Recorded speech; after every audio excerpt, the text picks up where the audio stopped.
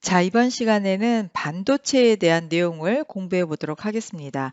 이 반도체라고 하는 것은 상온에서 전기 전도율이 구리와 같은 도체와 또 유리 같은 부도체의 중간 정도의 물질이라고 생각을 하시면 돼요. 그래서 가해지는 전압이나 또는 열이나 빛에 의해서 그 전도도가 바뀌게 됩니다. 보통은 규소라고 하는 이 물질에 불순물을 넣어서 이 반도체의 성질을 나타내고 있는 그런 것들을 만들어낼 수가 있습니다. 이러한 반도체는 보통 증폭 장치라든지 또 계산 장치, 또 컴퓨터 등을 구성하고 있는 그런 집적 회로를 만드는데 활용을 하고 있습니다. 반도체에 대한 얘기를 조금 더 해보면 고체의 밴드 갭이라고 하는 에너지 밴드 구조를 좀 살펴봐야 됩니다. 즉, 전자가 가득 차 있는 에너지 밴드를 우리가 가전자대라고 하고, 전자가 비어 있는 에너지 밴드를 전도대라고 합니다. 그런데 이 에너지 갭이라고 하는 것이 바로 이 가전자대와 전도대의 에너지 차이를 말해요. 이 부도체 같은 경우에는 이 에너지 갭이 상당히 크고 도체는 가전자대와 또 전도대가 중첩이 되어 있기 때문에 전자가 쉽게 이동을 할 수 있어서 열이나 전기가 잘 흐르는 그런 특징이 있습니다. 반면에 반도체 같은 경우에는 그 에너지 갭이 도체와 그 부도체의 중간 정도의 성질을 하고 있어서 어느 정도 전자가 열이나 에너지를 받게 되면 전도대로 올라갈 수가 있어서 이렇게 되면 전기가 통하게 되는 그런 물질을 말합니다. 보통 주기율표 4족 원소 반도체와 3족에서 5족에 해당이 되는 그런 화합물 반도체들이 있어요. 자, 그럼 이제 반도체의 종류에 대해서 한번 볼게요. 어, 크게 우리가 고유 반도체 그리고 비고유 반도체 이렇게 나눠볼 수가 있습니다. 고유 반도체라고 하는 거는 다른 말로 실리콘 반도체라고도 해요. 그 반도체의 원자가 전자들이 단일 원소로 구성되어 있는 그런 가장 보편적인 형태의 반도체입니다. 그래서 실리콘이라든지 Si, 또 게르마늄, Ge, 탄소 등이 있고 이러한 원소들은 바깥에 4개의 원자가 전자를 가지고 있는 그런 공통점이 있어요. 그래서 이들 원자들이 이웃한 원자하고 전자를 하나씩 서로 주고받으면서 공유 결합이라는 것을 형성하게 됩니다. 그러면 서로 전자를 하나씩 주고받았기 때문에 4개의 전자를 더 합하게 되는 거고 결과적으로 모두 8개의 전자 배치를 하게 됩니다. 이렇게 되면 부도체와 같이 전류가 흐르지 않는 그런 성질을 갖게 돼요. 이 고유 반도체에 그런데 열이나 빛이 가해지게 되면은 금지된 밴드를 넘어서 전도 밴드로 올라갈 수가 있기 때문에 이때는 전기가 흐를 수가 있게 됩니다. 예를 들어서 지금 보고 있는 이 그림 내용처럼 규소가 있어요. 실리콘 Si. Si가 원래 바깥에 전자가 4개가 있는 건데 이웃하고 있는 거하고 전자를 서로 주고받으면서 여기 Si 여기를 보면 하나는 원래 이쪽에 있는 Si 거 전자가 하나는 이쪽에 있는 거. 근데 이게 서로 공유를 하는 거죠. 그러면서 전자 8개를 가지고 있는 그런 형태가 됩니다. 이게 이제 공유 결합에 8개의 전자 배치를 하고 있는 그런 형태다라는 거죠. 그런데 이 고유 반도체의 열이나 빛 에너지가 가해지게 되면은 이 에너지 간격을 넘어설 수가 있게 됩니다. 그러면서 여기 있던 그 전자가 전도 밴드로 올라갈 수가 있기 때문에 이때는 전기가 흐를 수가 있다라는 그런 원리죠. 반면에 비고유 반도체라고 하는 것은 그 실리콘에 다른 종류의 불순물이라고 하는 것들을 넣어주면서 전류가 흐를 수 있도록 만들어줍니다. 예를 들어서 앞에서 우리가 고유 반도체로서 SI를 사용을 했다고 하면 여기에서는 고유 반도체에 특정한 다른 불순물을 넣어주게 되면서 전류가 흐를 수 있도록 만들어줍니다. 이렇게 불순물 반도체 또는 이러한 것들을 비고유 반도체라고 이제 명명을 해줘요. 이때 들어가는 불순물로서는 인이라든지 비소, 안티몬, 붕소, 알루미늄과 같은 것들이 있습니다. 이러한 그 원소들은 보면은 규소보다 전자가 더 많거나 적거나 하는 그런 종류들을 가지고 있어요. 자, 이런 물질들은 원자의 최외곽 전자가 제일 바깥에 있는 전자가 3개나 또는 5개가 있는 그런 원소들인데 전자가 부족할 수도 있고요. 또는 전자가 남게 돼서 자유전자가 생겨서 전류가 흐르게 될 수가 있습니다. 이때 불순물의 종류에 따라서 우리가 N형 반도체 또는 P형 반도체로 구별을 할 수가 있습니다. 자, 관련된 기출문항 보겠습니다. 비고유 반도체로 가장 옳지 않은 것은 게르마늄에 비소를 혼입한다. 자, 게르마늄에 비소를 혼입한다라고 하는 부분, 원래 이 바깥에 전자가 4개가 있는 것들이죠. 탄소, 규소, 게르마늄. 여기에 전자가 하나 더 있는 것, 비소를 혼입을 한다. 그럼 전자가 하나 남게 되는 그런 경우입니다. 그래서 이것도 옳은 예가 되고요. 그다음에 규소에 게르마늄을 혼입한다라고 하는 거는 이거는 비고유 반도체에 해당이 되는 거는 아닙니다. 서로 그 14족에 있는 그러한 형태이기 때문에 전자가 어쨌든 하나가 남거나 부족하거나 하는 그런 경우로 혼입을 해야 돼요. 그래서 이건 옳지 않은 경우고 게르마늄에 인듐을 넣는 경우 그러면 게르마늄이 있고 인듐이 있습니다. 그 인듐은 전자가 하나 부족한 상태가 되기 때문에 이것도 맞는 얘기입니다. 그 다음에 INSB라고 해서 인듐 안티몬이라고 하는 것이 있습니다. 그러면 이 인듐 안티몬에 붕소를 혼입을 하는 경우 이것도 역시 옳은 예가 되는 거죠. 그래서 이제 여기에서 옳지 않은 것은 2번 규소에 게르마늄을 혼입하는 것 요거 2번을 선택을 해주시면 되겠습니다. 자, 그 다음에 N형 반도체를 보겠습니다. 우리가 그 비고유 반도체에서 불순물을 넣어준다라고 했었죠. 그 불순물을 넣어주는 반도체로서 우리가 N형 반도체, P형 반도체로 나눠볼 수가 있습니다. 여기에서 말하는 N이라고 하는 거는 네거티브형 반도체의 약자로 보시면 돼요. 그래서 규소의 경우에 전자로 채워진 분자궤도 함수의 원자가 띠와 빈 분자궤도 함수의 전도 띠 사이에 몇 개의 전자는 25도에서 이 간격을 뛰어넘어서 규소를 반전도성 원소로 만들 수가 있다. 이렇게 하는 것이 이제 N형 반도체에 대한 개념이다. 이렇게 보는 거예요. 그러면 어떠한 형태냐면 이때는 이거 N형이라고 그랬죠. 마이너스 네거티브. 규소의 결정에 원자과 전자가 하나 더 많은 그런 비소 원자가 있는 경우 그러면 규소 원자를 하나 바꿔주는 거예요. 그래서 그림에서 우리가 봤을 때 규소끼리만 있었을 때에서 규소 말고 다른 거 하나를 비소 원자로 바꿔주는 겁니다. 이렇게 했을 때 이 간격이 그 에너지 간격이 있는데 그게 다이아몬드에 해당이 되는 그 간격보다도 더 좁아지게 된다. 그러면 높은 온도에서는 더 많은 전자가 들뜨게 되기 때문에 이때 전도도가 증가하게 된다라는 거고요. 그렇게 했을 때 비소에 전자가 규소에 비해서 하나 더 많죠. 이렇게 하나 더 많은 원자과 전자가 여분의 전자로 전도하는데 이용이 되는 것을 우리가 N형 반도체다라고 보는 겁니다. 이때 이 전자들의 에너지는 전도 D에 가까워져서 쉽게 그 다음번 에너지 준위로 들떠서 전류를 흐를 수 있게 만들어주는 겁니다. 이렇게 하기 때문에 전자가 더 하나 남는 거죠. 그래서 이거를 우리가 도너라고 표현을 해요. 즉, 그 15족의 불순물이 전자를 제공해주는 그런 도너, 도네이트의 역할을 하고 있기 때문에 이 경우에는 비소가 도너의 역할을 해준다라고 보는 거죠. 자, 그 다음에 P형 반도체 보겠습니다. P형은 포지티브형 반도체라고 하는 거예요. 그래서 이 포지티브의 약자로 P형 반도체라고 이렇게 표현을 해주는 겁니다. 즉, 규소의 결정에 원자과 전자가 하나 적은 형태. 그래서 이 4족, 즉 14족 원소의 그 규소에 전자가 하나 부족한 그런 체외각 전자가 3개인 붕소 같은 것들을 불순물로 첨가를 하게 되는 거죠. 그러면 이것들이 서로 공유 결합을 하다가 전자가 하나 비어 있는 상태, 즉 전공이라고 하는 거는 여기서 이제 홀에 해당이 되는 겁니다. 구멍이 생기는 거죠. 그러한 상태가 생기게 됩니다. 이렇게 됐을 때 우리가 전압을 걸어주게 되면은 이 전공이 이동하면서 전류가 흐르게 되는 그런 원리를 활용하는 것이 바로 P형 반도체가 됩니다.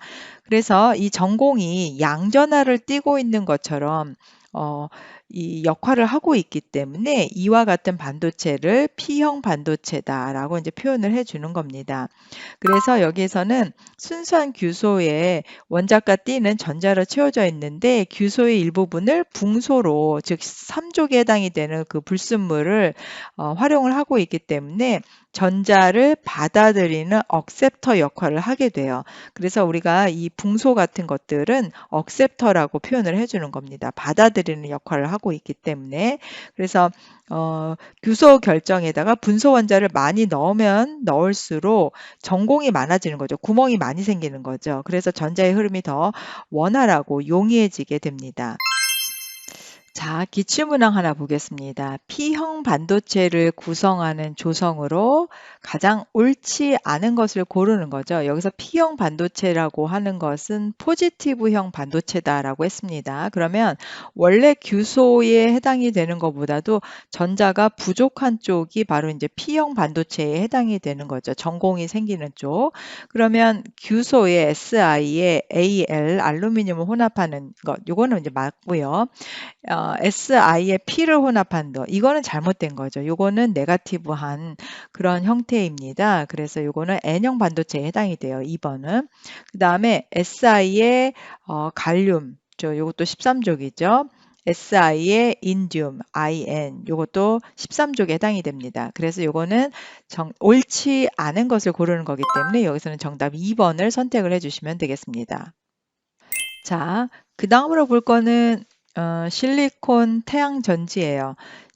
이 태양 전지라고 하는 것은 태양에서 받은 그 빛 에너지를 전기 에너지로 변환시키는 그런 장치입니다.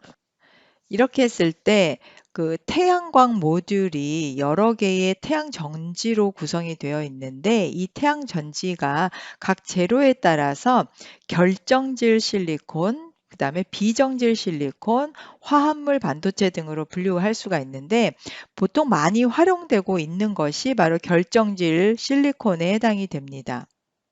보통 많이 활용하고 있는 그 전지는 실리콘 태양 전지 같은 경우에는 비소로 도핑된 실리콘 위에 붕소로 도핑된 실리콘의 얇은 층을 쌓아서 만들어줍니다. 이때 태양 전지에 빛을 비추게 되면은 내부에 전자와 전공이 발생하게 되죠. 자, 이렇게 발생한 전하들은 각각 PN극으로 이동을 하게 됩니다. P형 반도체, N형 반도체에서 PN극으로 이동을 하고 이러한 현상에 의해서 각각 P극, N극 사이에 전이차가 발생하게 돼요. 그렇게 하면 이제 전류가 흐르게 된다라는 얘기죠. 자, 그리고 이 광기 전력 효과를 이용을 해서 태양 에너지를 전기 에너지로 변환할 수 있는 장치다. 이렇게 정리를 할 수가 있고, 이러한 단결정 태양 전지는 그 효율이 상당히 좋은 그런 편입니다.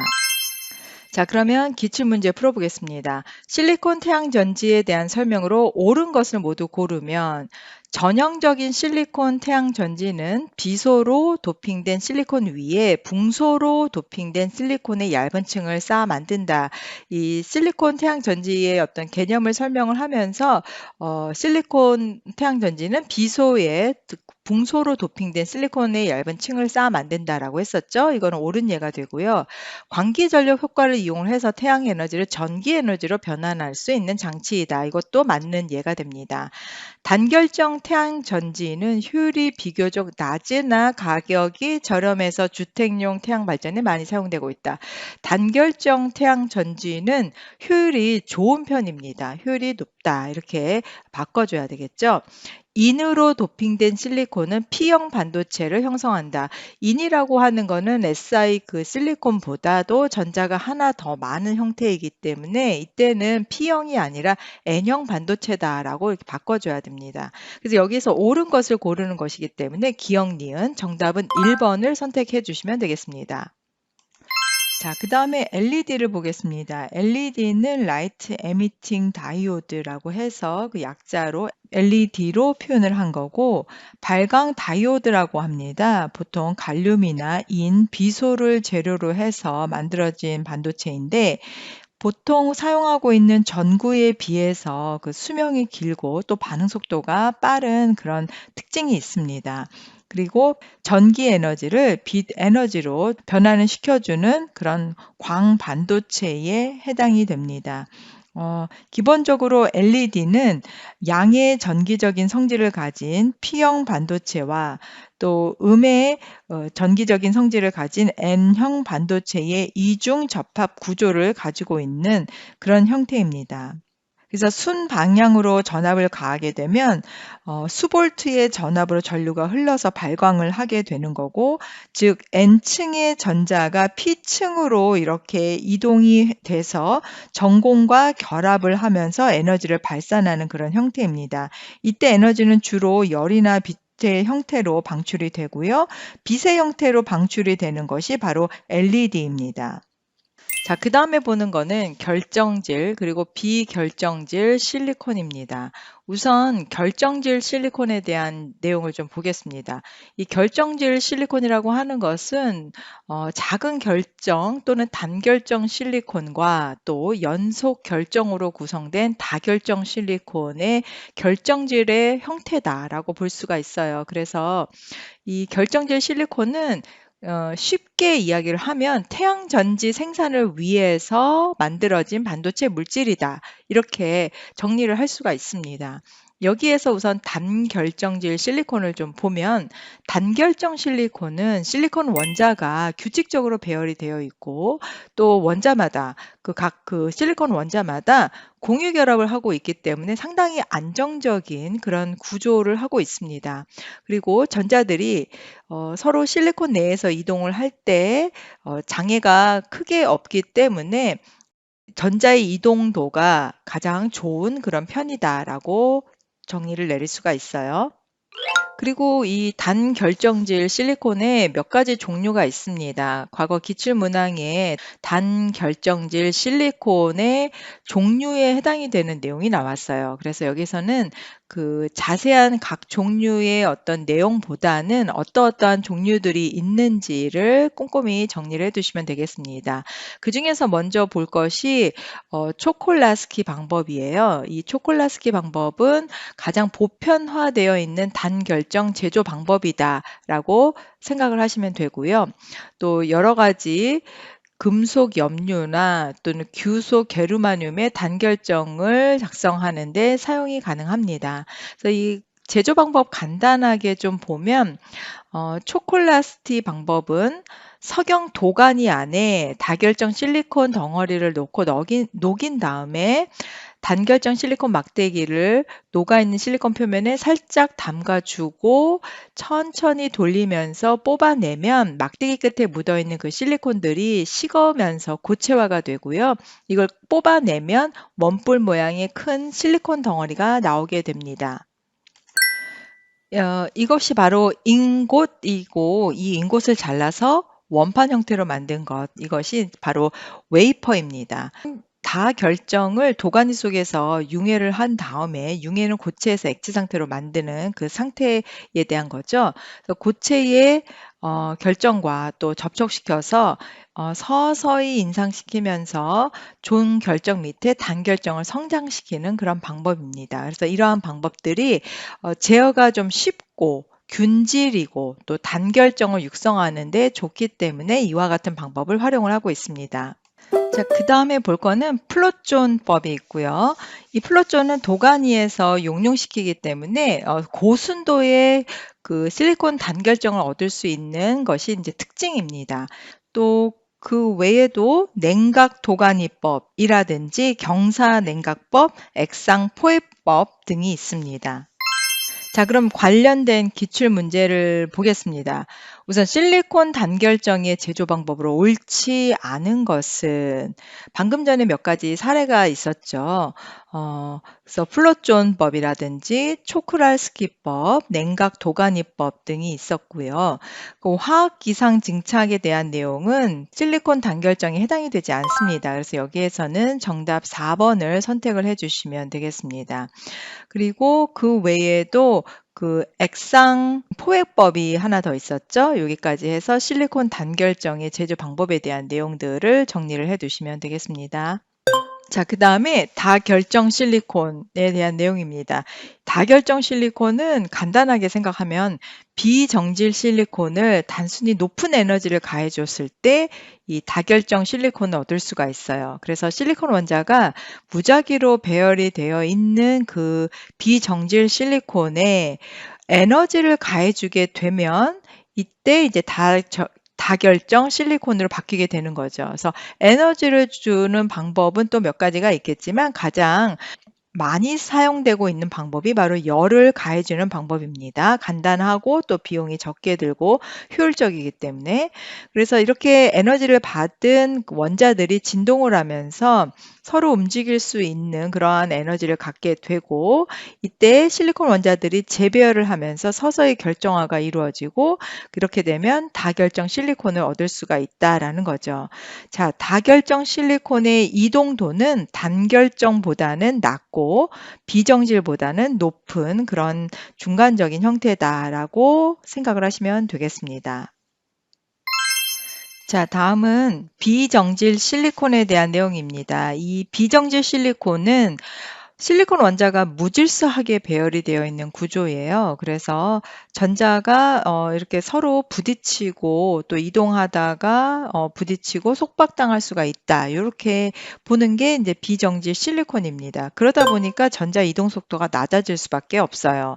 그럼에도 불구하고 이 비정질 실리콘은 상대적으로 만들기 쉽고 또 생산 비용이 가장 저렴하다는 장점이 있습니다.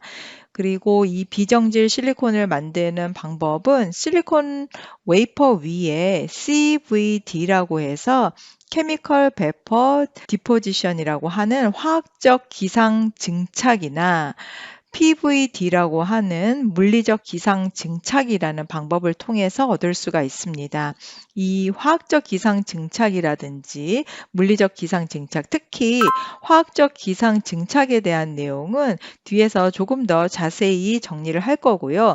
이 내용은 좀 상대적으로 비중 있게 문제가 출제가 되었습니다. 잘 정리를 해둬야 됩니다. 그리고 비정질 실리콘은 LCD나 디스플레이에 들어가는 방막 트랜지스터의 소자를 만드는 데도 활용을 하고 있습니다.